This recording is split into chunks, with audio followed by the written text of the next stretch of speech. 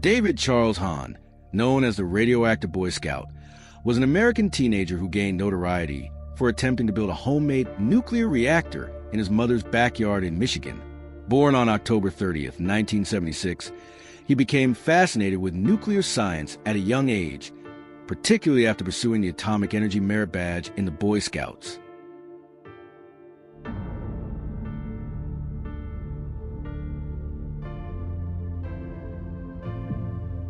On the 31st of August, 1994, police were called to a quiet suburb outside of Detroit, where a 17-year-old boy was suspected of stealing tires. When they challenged the boy in question, though, police were stunned to find that he hadn't been stealing tires at all, but instead had been loading what looked like components for a homemade atomic bomb into his car. The boy was David Hahn, a troubled but brilliant individual who later became known as the Nuclear Boy Scout. David Hahn enjoyed a relatively peaceful and happy upbringing, at least for the first decade or so of his life. Though his parents were divorced, they got along well, and he spent time with both of them. He was a bright and energetic kid. He had no shortage of friends and a wide range of interests, including baseball, soccer, and participating in activities as a member of the Boy Scouts of America. Another of David's favorite hobbies was chemistry. After receiving a copy of the Golden Book of Chemistry Experiments as a gift when he was 10 years old, he became totally obsessed with carrying out experiments. He kitted out a room at his father's house as a small laboratory and spent his allowance on Bunsen burners, test tubes, and chemicals. Within just a few years, he was easily digesting chemistry textbooks that most full-grown adults would have struggled with, and was routinely carrying out dangerous experiments, including synthesizing several different types of explosive. Despite his aptitude for chemistry, David was by no means an all-round academic. In fact, he struggled in the classroom, barely managing to scrape the grades necessary to graduate from Chippewa Valley High School. His spelling was consistently terrible, and he had little to no interest in any subject that wasn't science-related. As David grew older, this singular passion only deepened. He took a few after-school jobs and used the funds to purchase more sophisticated equipment. At the same time, however, he also caused a number of small explosions, which saw his home laboratory relegated first to the basement of his father's house and then to a potting shed outside his mother's. There, at least, he stood little chance of burning down the house. Out of sight in this shed, David, now a teen, continued his experiments. At this stage, he wasn't trying to hide what he was doing. Quite the opposite, in fact. He'd talk enthusiastically and at length with anyone who would listen, but would tend to discuss concepts of such complexity that most listeners simply didn't understand what he was talking about. He was also still a member of the Boy Scouts of America, and would share his interest with his fellow scouts, sometimes with disastrous results. One summer, he took a stockpile of magnesium with him to camp, intending to make his own fireworks to entertain his friends. Unfortunately, those friends accidentally ignited the magnesium before it could be made into fireworks, and blew a sizable hole in David's tent. He was sent home early from camp that year.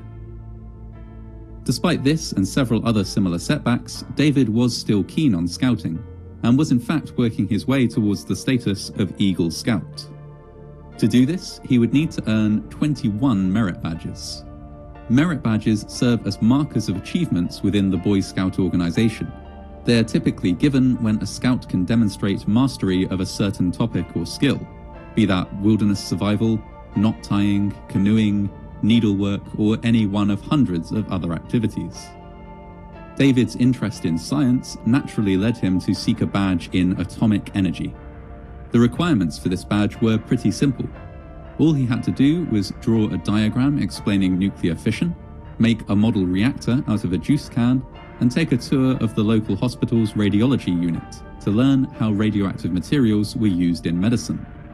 David managed these tasks easily and was duly awarded his merit badge, bringing him one step closer to being a fully fledged Eagle Scout. David, however, wasn't content to leave things there. Attaining the badge had piqued his interest in all things nuclear, and so he continued his studies independently, even once he'd been awarded his badge. After a few initial experiments, David's mind was made up. He didn't just want to build a model reactor, he wanted to build a real one. And, what was more, he believed that he could find a way to do so. To achieve this goal, David needed two things: information and nuclear material. To get hold of the information, he posed as a school teacher and wrote to several organizations involved in the nuclear power industry. Most of his correspondents were more than happy to help, with some of them even providing information on where David could order samples of radioactive material, solely for educational use, of course. Using this information, David set about collecting his nuclear material. He purchased hundreds of surplus smoke detectors and extracted the radioactive americium from within. He attempted to process pitchblende into uranium, burned lantern mantles to produce radioactive ash, and scoured antique stores looking for devices with radium-coated luminous dials. He would purchase these and scrape off the radioactive paint by hand, collecting a sizable store of radium. After months of trial and error, David was able to put together a makeshift core for his reactor. A ball of scavenged and synthesized radioactive materials wrapped in tinfoil, surrounded by cubes of radioactive ash and carbon, all of it held together with duct tape. A mail-order Geiger counter confirmed to him that it was indeed very radioactive, and that as time went on, it seemed to be becoming more so.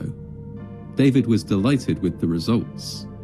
In a later interview, when asked about the radiation levels he was detecting at that time, he said, "It was radioactive as heck."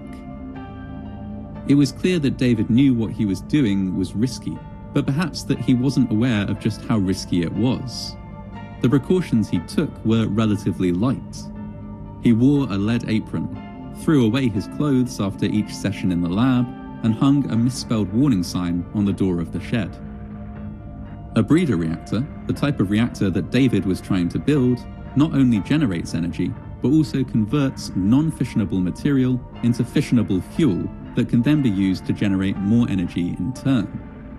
The device David had built certainly seemed to be doing this. With each day that passed, it became more and more radioactive. After several days, David noticed that he could detect radiation not just within the shed and not just within his mother's garden, but also much further down the street. It was this that convinced him, finally, that building a nuclear reactor in his shed was perhaps a bad idea. And so, calmly and quietly, David began disassembling his reactor and loading its component parts into the trunk of his car. It was as he was doing this that the police were called, ostensibly because a passerby believed that David was trying to steal tires off parked cars. When the police arrived on scene and searched David's car, however, they found something much more alarming.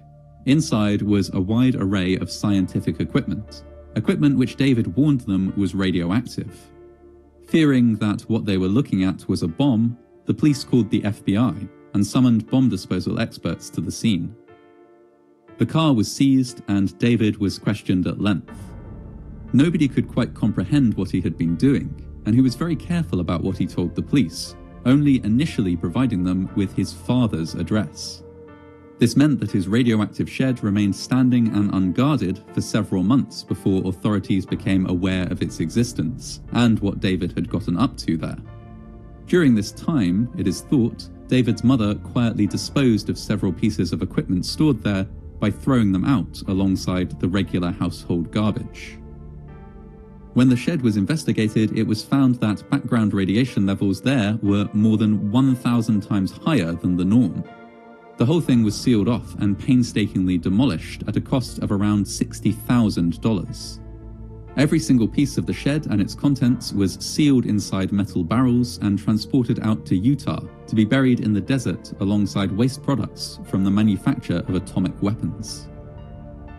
David, who stayed tactfully silent when questioned, escaped legal consequences for his experimentation, but nonetheless, the incident did change his life. After his shed was demolished, he was forbidden from engaging in science experiments of any kind by his parents. His friends, teachers, and even group leaders within the Boy Scouts began treating him with distrust. He once even had a Valentine's Day balloon he had been given as a gift confiscated by his school for fear that it might contain chemicals he could use for further experiments. As he got older, his parents pushed him to join the armed forces. Reluctantly, he did so and spent several years serving in the United States Navy. Most of this time was spent on board the USS Enterprise, a nuclear-powered aircraft carrier. Given his previous exposure to radiation, however, David was never allowed to undertake any duties related to the reactors on board the ship. After being honorably discharged from the Navy on medical grounds after just a few years, David returned to his hometown and fell into a deep depression. He had a further brush with the law when he was accused of dismantling smoke detectors in his apartment building and harvesting the radioactive material within. His mugshot from that encounter shows his face covered in sores, possibly a result of handling radioactive material. Though there's no doubt that his experiments had some impact on David's health, the extent of this is unknown, as he refused all medical tests and examinations he was offered. When he died in 2016, it was not due to any medical problems arising from his exposure to radiation, but instead a result of his use of drugs and alcohol, which he had turned to in the final years of his life to help cope with his depression. He was just 39 years old when he passed away. What David Hahn did in the early years of his life was incredibly reckless and dangerous, but at the same time demonstrated a certain brilliance. He was a smart, independent, highly capable young man, someone who had the capacity to do great things, but who categorically did not flourish within the school system, and never received the kind of direction and support that might have helped him make the most of his talents. David is remembered now for doing something that nobody else his age would do, but also something that nobody else his age could do. Perhaps, if things had been different, if he had found the support he needed or the right vocation, an ill-advised science experiment might have been just one of many remarkable things he did with his life.